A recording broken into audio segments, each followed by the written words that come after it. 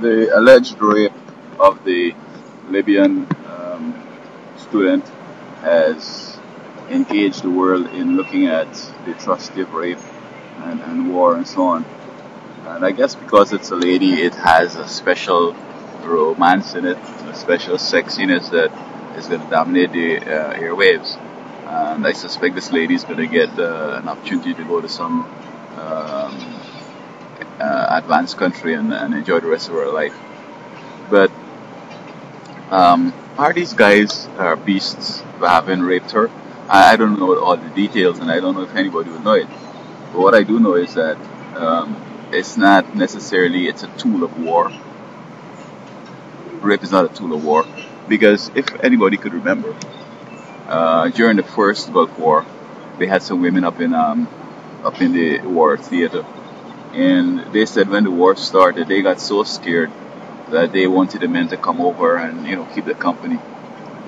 Now I don't know if over time now women have gotten a little more accustomed to war and they feel a little more comfortable. But it seems to me that during war, when all one could expect is death, there's that aspect of man that is trying to be happy or to escape from the trauma of war and perhaps the specter of death. And sex does that, and also for many other situations. It's unfortunate that they will rape a woman, but if there were prostitutes around, they will have it. Look with the Second World War with Japan. Japan had all these women from the Philippines and other nations, and they were we call them again sex slaves or comfort women or something like that. So men need comfort during wars.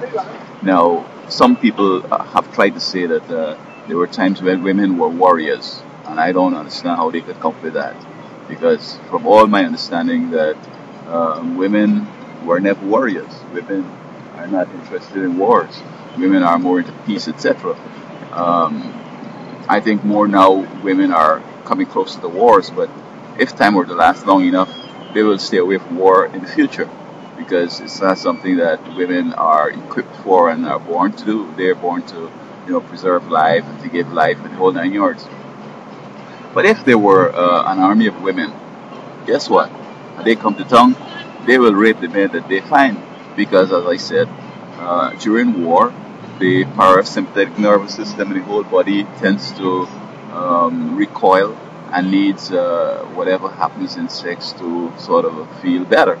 So it seems as if it's being used against women, but I'm saying that if women were the soldiers, they will rape men, because sex seems somehow to give them the assurance that they need, and the comfort and the little opportunity to blank out the world and the war and everything else. So I think that explains that. I don't think necessarily that the men are heinous and that this and that. It's just that, and what has happened in certain places now, they have women who, just move up and just want to, have fun with the men.